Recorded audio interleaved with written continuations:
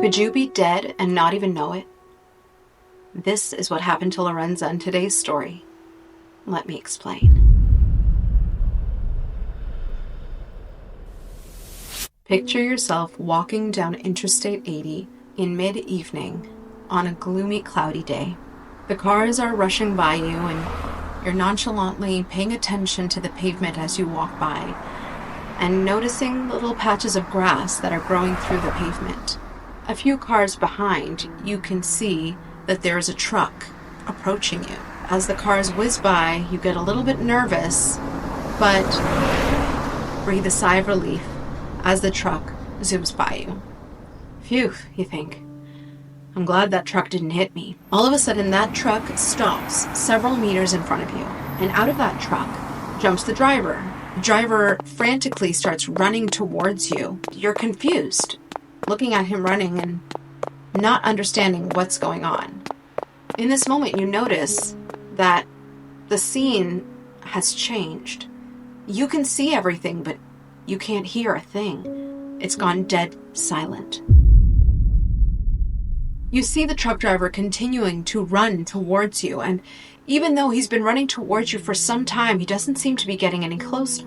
Finally, you start looking around, and you look back, thinking maybe he's running to something behind you, and you notice an object lying on the floor. You come closer to the object out of curiosity, and you see that it's a person. So you creep up to the person to see who it is lying there on the floor, and to your surprise, it's you.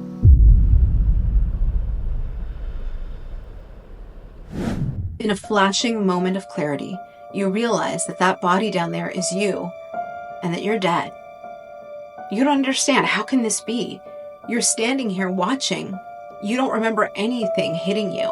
And as you come to the realization that that body is you, you start to cry out, "Oh my God, help me!" And before you can even finish the sentence, your spirit shoots back into the body, and the agonizing pain of what just happened hits you. Excuse me. Hey, what are you doing? No, I just want to see if you want some hummus. Right now, I'm recording. Can't you see that? Right now. Sorry, I'm sorry. Is this going to be an occurrence every time? Don't forget to subscribe. Don't forget to Okay, thank you. Okay. Goodbye. See ya. I'm so sorry about that. Let's get back to our story. Lorenza was lying by the roadside, screaming in agony, in excruciating pain. And there was a man on her side, standing, yelling into her ear, basically begging her not to die, to stay with him and not to leave. But she doesn't really listen. His voice starts to sound farther and farther away. In a flash, she finds herself in a completely different place, a completely different surrounding. She was in water, standing in water just above her knees, and she was naked. But she didn't feel any shame. She didn't feel cold. She didn't feel nervous. She just felt joy. She felt pure love and peace, and she felt super happy to be there. She was playing with the water, splashing it up and around and throwing it around her and feeling the water droplets glisten down her body. This feeling was incredible, like the water itself was alive and it was communicating love and acceptance to her. While she was enjoying this pool of water that she was playing in, she hears the gentlest male voice speak to her. The voice says to her, "I want you to look up."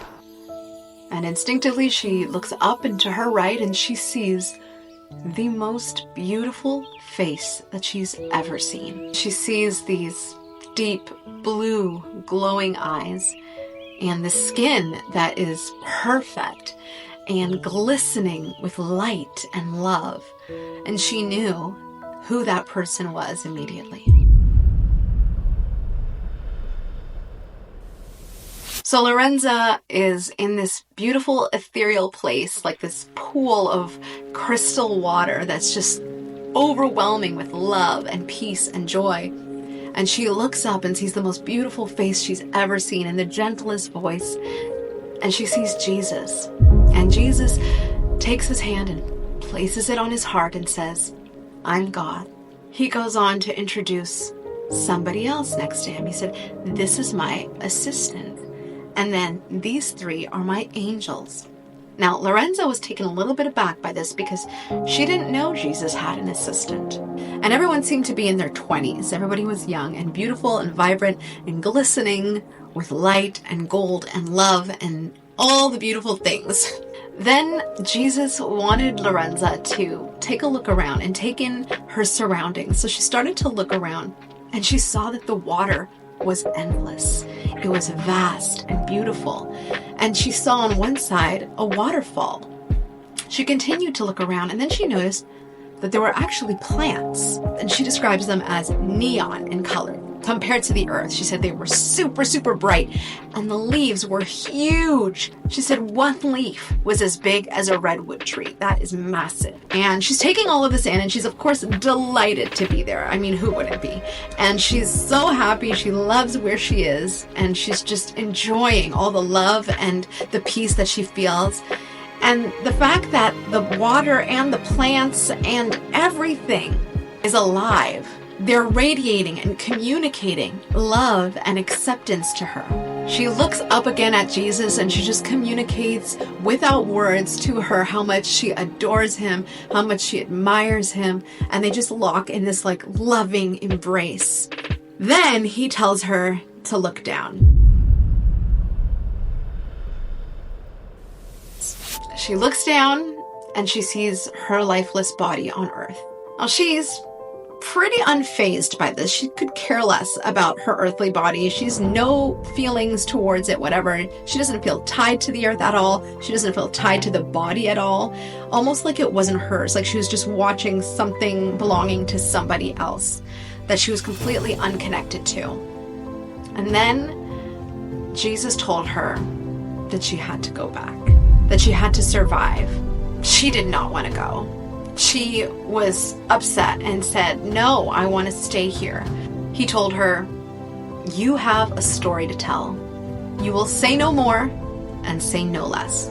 And before she could protest any further, she was back in her body. And the excruciating pain just came back to her. And she heard the man standing by her side continually just yelling at her, stay with me, don't go anywhere, you're going to survive this.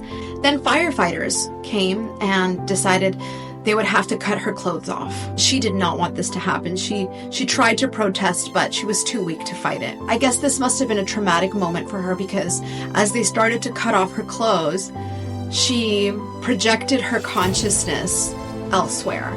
And in the sky, she said, became completely white, almost like the canvas for a movie.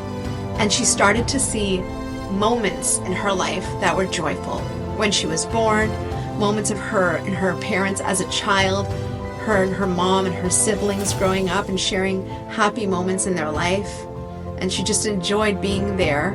These moments were shattered when she heard the ambulance finally arrive. And the paramedics came to take her body to the hospital. And again, she tried to protest and she said, no, don't take me, leave me here. And of course, the paramedics were very perplexed by what she was saying. They didn't understand that she meant in the next realm, in the next universe. But they took her anyways. And the last thing she remembers is the paramedics saying, we're losing her. And she went unconscious. Now, obviously, Lorenza survived this, and she was able to tell her tale, and that's how I'm telling it to you today. I don't have any updates on her right now. What do you think about the concept of dying without realizing you're dead? I have definitely read other near-death experiences where I've heard people express that exact sentiment, where they've died and didn't realize they were dead until some time later. Do you think it's possible? Something going on in the brain, a defense mechanism? I would love to hear your thoughts in the comments. If you enjoyed this episode, please make sure to like and subscribe to this channel. It's a free way to support a small creator. And I will see you in the next video. Thank you. Bye.